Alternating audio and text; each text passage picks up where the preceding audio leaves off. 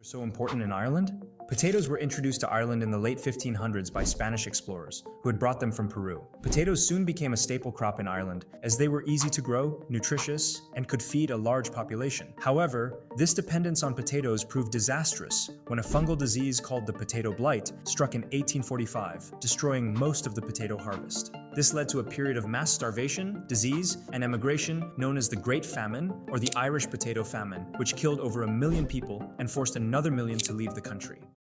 Why do Ireland and United Kingdom have tense relations? The biggest role was played by colonial rule. Ireland was under the British rule for centuries, which led to deep-rooted hatred in the hearts of Irish people. Secondly, nationalism caused Irish people to oppose British rule. The desire for independence produced many conflicts and uprisings. The partition of Ireland in 1921 didn't resolve tensions. Instead, it produced more conflicts in the Northern Ireland known as the Troubles. Also, the religious differences such as Northern Ireland being Protestant, while the Republic of Ireland being predominantly Catholic.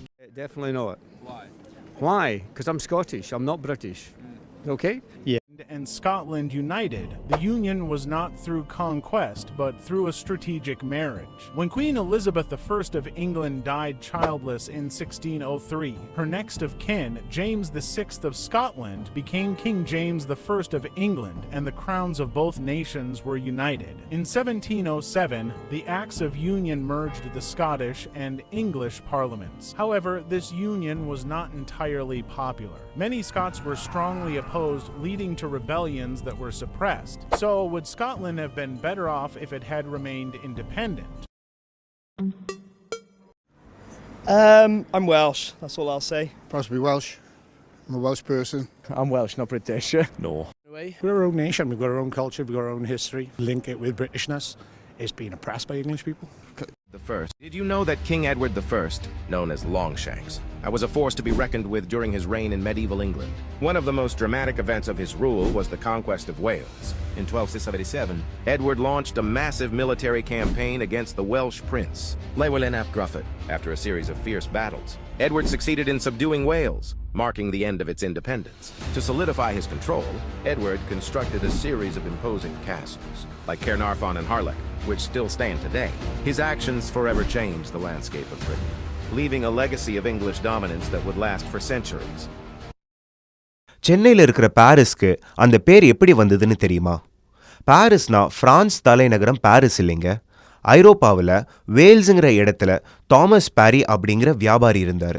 அவர் 1788ஆம் ஆண்டு India வியாபாரம் பண்ணுறதுக்கு நல்ல இடம்னு தேர்ந்தெடுத்து சென்னைக்கு வந்தார். கடந்த 2 நூற்றாண்டுகளா EID Pari company ஸ்ட்ராங்காக ஒரு இடத்த பிடிச்சிட்டதுனால இந்த இடத்துக்கு பாரிஸ்னே பேர் வச்சுட்டாங்க. நமக்கு பாரிஸ்னு சொன்னதும் பாரி சாக்லேட்டும் பாரி பாத்ரூம் ஃபிட்டிங்கும் தான் ஞாபகத்துக்கு வரும். இந்தியாவில் டாஃபியை முதலாக அறிமுகப்படுத்தினது யாரு?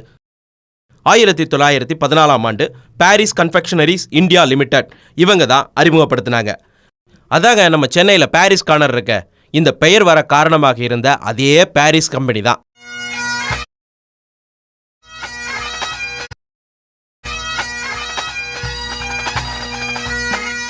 அதை மட்டும் என்னால் மன்னிக்கவே முடியாது.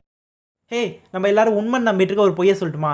ஸ்காட்லாண்ட் யார்ட் போலீஸ்க்கு அப்புறம் உலகத்திலே செகண்ட் பெஸ்ட்டு போலீஸ்னு நம்ம தமிழ்நாடு போலீஸை சொன்னாங்களே, அது எல்லாமே சுத்த பொய்.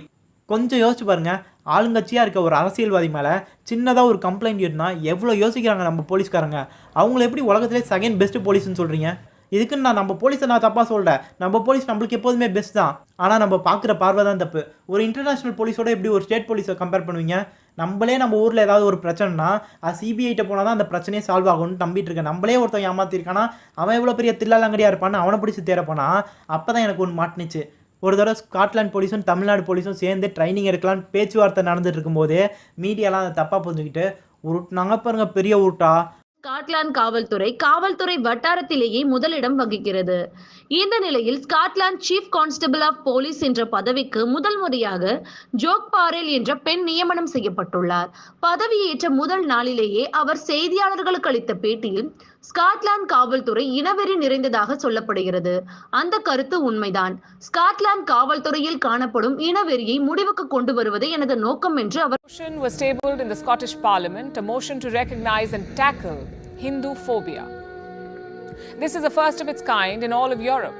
It calls for education and dialogue and understanding Hinduism better, because Hindus are increasingly being targeted. Just look at the UK.